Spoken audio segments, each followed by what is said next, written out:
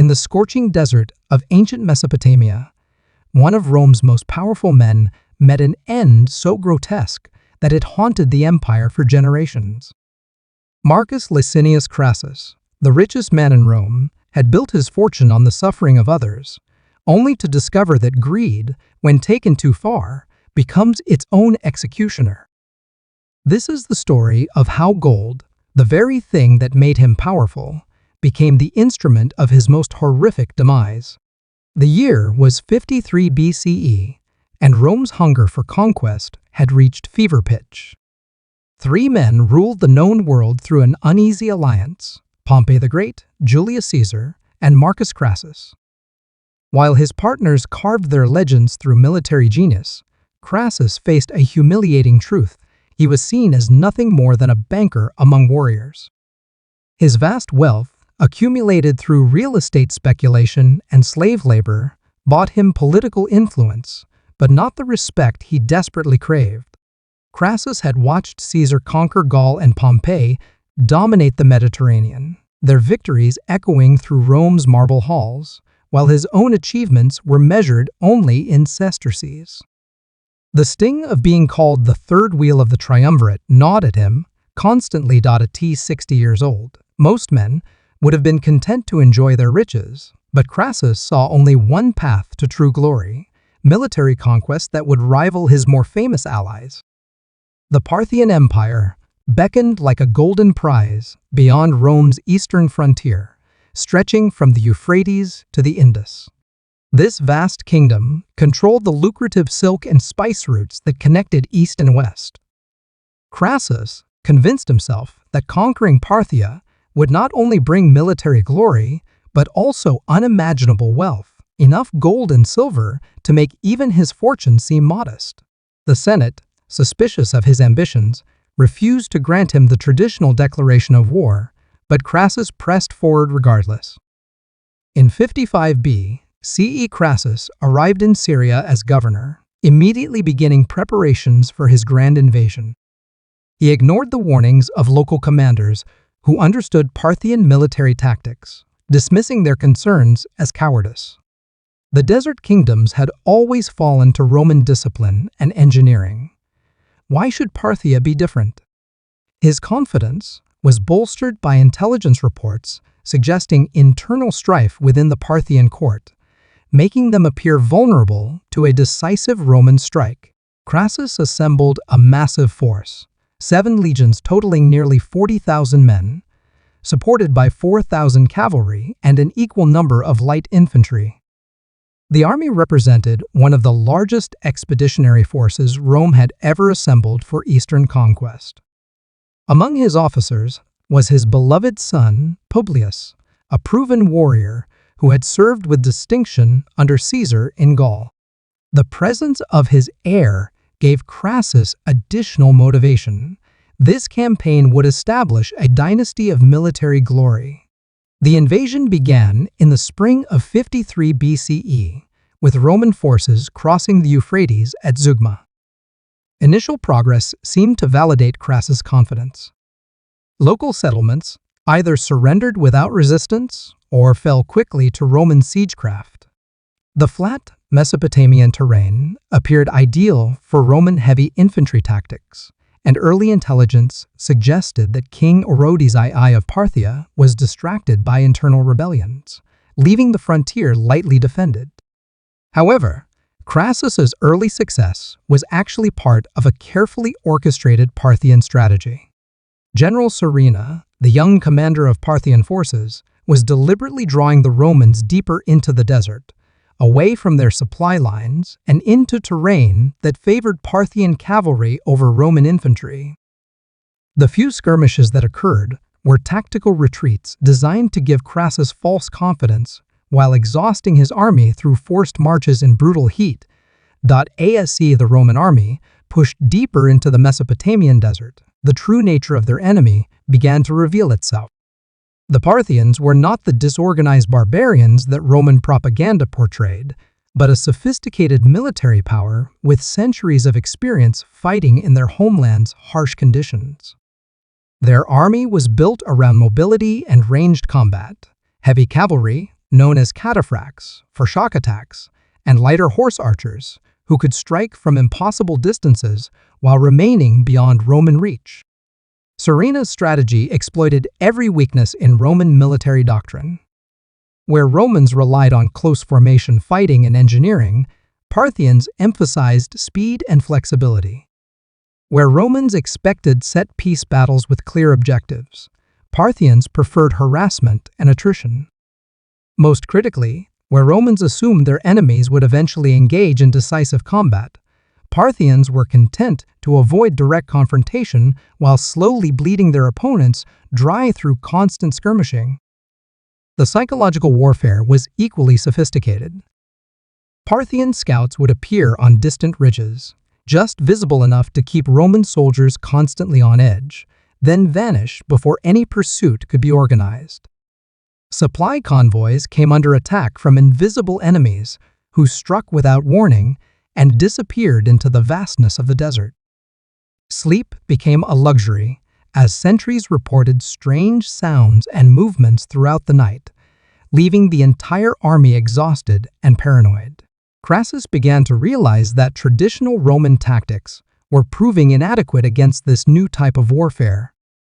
His heavy infantry, invincible in European forests or Mediterranean coastal plains, struggled with the heat, terrain, and unconventional enemy tactics. The cavalry forces he had assembled were insufficient for the mobile warfare that dominated the region, and his supply lines were becoming increasingly vulnerable to Parthian raids that seemed to come from everywhere and nowhere. The critical moment came at Caria, a small city in northern Mesopotamia, where Crassus decided to make his stand. Local geography seemed to favor his position. Hills provided defensive positions for his infantry, while the presence of a water source would solve his supply problems. Intelligence reports suggested that Surina's main force was approaching, offering the decisive battle that Crassus believed would vindicate his entire campaign and demonstrate Roman superiority once and for all. The Battle of Caria began at dawn on June 9, 53 BCE, with Roman forces arranged in their traditional formation, heavy infantry in the center, cavalry on the wings, and light troops screening the main force. Crassus positioned himself with the center, while his son Publius commanded the right-wing cavalry.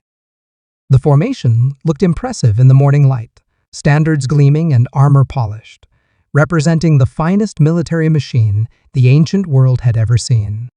Surina's approach revealed the true brilliance of Parthian military science. Instead of a traditional army formation, the Romans faced something they had never encountered: a purely cavalry force that moved like a single organism across the desert floor. The Parthian heavy cavalry, armored from head to toe in gleaming metal scales, formed the center, while thousands of horse archers flowed around them like water, creating a constantly shifting tactical situation that Roman commanders couldn't predict or counter. The battle opened with a massive Parthian arrow barrage that darkened the sky above the Roman formation. Unlike previous enemies, who would exhaust their ammunition quickly, the Parthians had organized supply trains of fresh arrows that kept their archers constantly supplied. Roman shields designed to stop spears and swords proved inadequate against the sustained missile bombardment that continued hour after hour without respite, gradually wearing down Roman morale and effectiveness. Publius Crassus, young and eager to prove himself, made the fatal decision to break formation and charge the Parthian center with his cavalry wing. This played directly into Surina's strategy. The heavy cataphracts absorbed the Roman charge, while horse archers surrounded the exposed cavalry force. Cut off from the main army and surrounded by enemies who struck from all sides, Publius's force was systematically destroyed in full view of his horrified father and the remainder of the Roman army. The death of Publius marked the psychological turning point of the battle. Surina's men severed the young man's head and mounted it on a spear, parading it before the Roman battle line while his father watched in stunned horror. The sight of his son's head bobbing above enemy ranks shattered whatever composure Crassus had maintained throughout the campaign. The confident general, who had crossed the Euphrates months earlier, was replaced by a broken old man who could barely give coherent orders. Roman discipline began to collapse as the reality of their situation became clear. They were trapped in hostile territory, surrounded by an enemy who could strike at will while remaining beyond retaliation. Water supplies were running low. The dead and wounded were accumulating faster than they could be treated, and every attempt to break out resulted in heavier casualties. The desert that had seemed like an open highway to conquest had become a prison with no visible escape. As night fell, Crassus attempted to organize a retreat toward the nearby city of Carrhae, hoping that urban terrain would neutralize Parthian cavalry advantages. However, the withdrawal turned into a rout as exhausted Roman soldiers abandoned their equipment and discipline in a desperate attempt to reach safety. Thousands were cut down during the chaotic night march, while others simply collapsed from exhaustion and heatstroke, left behind by comrades who could barely save themselves. The remnants of Rome's great eastern army stumbled into Carrhae as dawn broke, having lost nearly half their strength in a single day of combat. The proud legions that had crossed the Euphrates were reduced to a desperate mob of survivors, their standards lost, their confidence shattered, and their commander broken by grief and the magnitude of his failure. Crassus had achieved the decisive battle he wanted, but the decision had gone entirely against him. Surena, rather than pressing his advantage with an immediate assault on the city, chose to demonstrate Parthian magnanimity by offering negotiations. He sent envoys under flags of truce, proposing a meeting between commanders to discuss terms for Roman withdrawal. The offer seemed reasonable. Both sides had suffered casualties, and the Parthians had proven their point about Roman vulnerability. For Crassus, desperate to salvage something from the disaster, the proposal offered hope of saving at least some of his men. The meeting was arranged to take place in neutral ground between the two armies, with both commanders accompanied by small retinues of officers. Crassus, despite warnings from subordinates who suspected treachery, agreed to the parley. His desperation to end the nightmare overcame his tactical judgment. He needed to believe that some honorable solution was possible, that his great gamble hadn't resulted in complete catastrophe for Rome and personal ruin for himself. What happened next remains disputed among ancient historians, but the outcome was clear enough. The meeting erupted into violence, with Parthian soldiers overpowering the Roman delegation. Whether this was premeditated treachery or the result of misunderstandings and mutual suspicions, Crassus found himself a prisoner of the man who had destroyed his army and killed his son. The richest man in Rome was now entirely at the mercy of enemies who had every reason to hate what he represented. Surena's treatment of his captive revealed the depth of Parthian anger toward Roman ambitions. This was not merely a defeated general to be ransomed or executed quickly.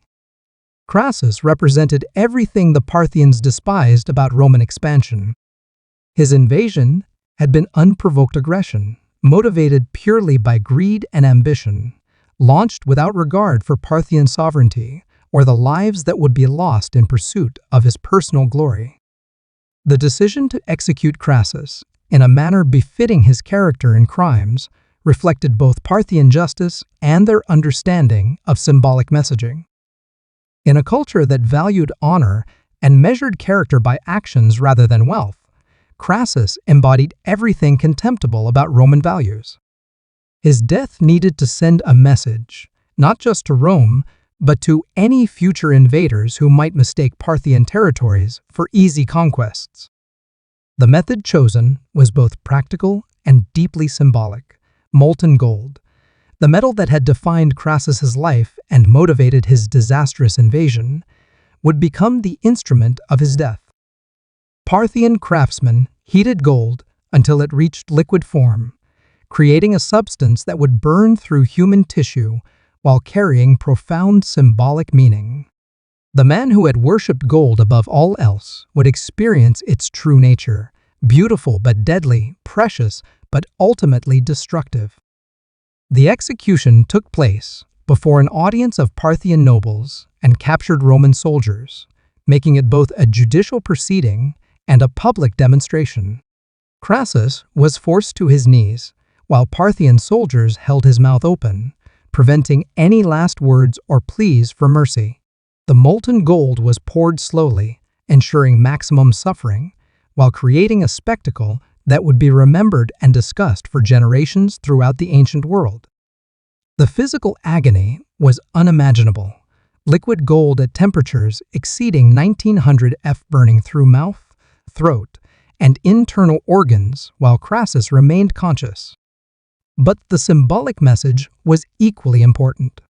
The man who had valued gold above human life, who had built his fortune through exploitation and violence, was experiencing gold's true nature as a destructive force. His worship of wealth had literally become his damnation. Witnesses described Crassus's final moments as a grotesque parody of his life's ambitions. The mouth that had spoken of conquest and glory was filled with the metal he had pursued across continents. The throat that had delivered speeches about Roman destiny was burned beyond recognition. The body that had enjoyed luxury beyond imagination was transformed into a warning about the consequences of unchecked greed and ambition.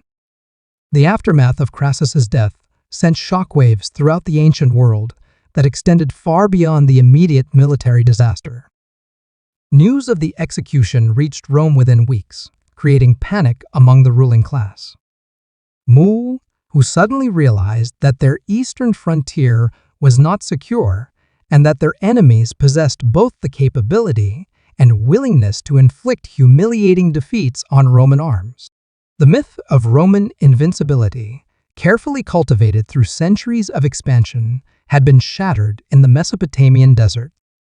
The political consequences within Rome were immediate and severe.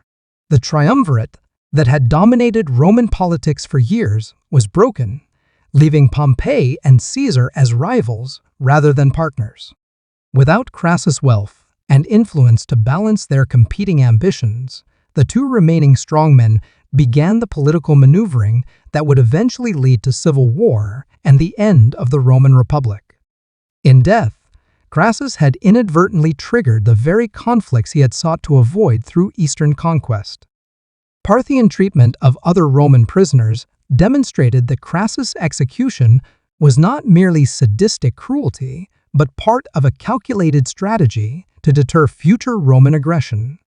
Many surviving soldiers were settled in remote regions of the Parthian Empire, where they established communities and gradually assimilated into local populations. These former Romans served as living examples of Parthian mercy toward those who had not chosen war, contrasting sharply with the fate of their commander, who had initiated the conflict. The symbolic resonance of Crassus's death extended throughout the ancient world, inspiring artists, writers, and philosophers for generations. The image of molten gold being poured into the mouth of Rome's richest man became a powerful metaphor for the dangers of excessive materialism and unchecked ambition. Plutarch, writing more than a century later, used the execution as a moral lesson about the corrupting influence of wealth and the inevitable consequences of hubris. Modern historians continue to debate the exact details of Crassus' death, with some questioning whether the molten gold story is literal truth or symbolic representation. However, the broader historical significance remains clear. The execution marked a turning point in Roman expansion eastward and demonstrated that the empire's enemies were capable of sophisticated psychological warfare that went beyond mere military tactics. The manner of death, whether precisely accurate or not, captured essential truths about the conflict's meaning.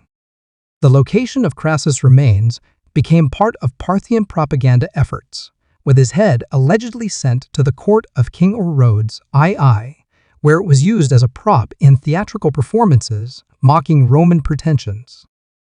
Some accounts suggest that Parthian actors used the severed head during performances of Euripides' Bacchae, with Crassus representing the tragic figure whose excessive ambitions led to destruction. These theatrical presentations turned Roman defeat into ongoing entertainment for Parthian audiences. Archaeological evidence from the battlefield at Carrhae continues to yield insights into the scope of the Roman disaster, with weapons, armor fragments, and skeletal remains painting a picture of complete military catastrophe. The artifacts tell the story of a professional army that was systematically destroyed by enemies who understood both the tactical situation and the psychological dimensions of warfare. Roman military manuals were revised based on lessons learned from the defeat, but the damage to imperial prestige could never be fully repaired. The legacy of Crassus' death influenced Roman foreign policy for decades, making subsequent emperors more cautious about Eastern adventures and more respectful of Parthian military capabilities. The disaster demonstrated that Rome's enemies were not simply barbarian tribes to be conquered through superior discipline and engineering, but sophisticated civilizations with their own military traditions and strategic thinking. This recognition marked the beginning of a more mature phase in Roman expansion that emphasized diplomacy alongside military force. The story of Marcus Crassus serves as a timeless warning about the dangers of allowing personal ambition to override wisdom and restraint. His transformation from successful businessman to military disaster illustrates how individual character flaws can have consequences far beyond personal failure, affecting entire civilizations and altering the course of history. The molten gold that killed him remains a powerful symbol of how the things we desire most intensely can become the instruments of our destruction. In our modern world, where wealth, inequality, and political ambition continue to shape global events, the death of Crassus offers sobering lessons about the relationship between power and responsibility. His story reminds us that true leadership requires more than accumulating resources or achieving tactical victories. It demands wisdom, empathy, and understanding of the broader consequences of our actions.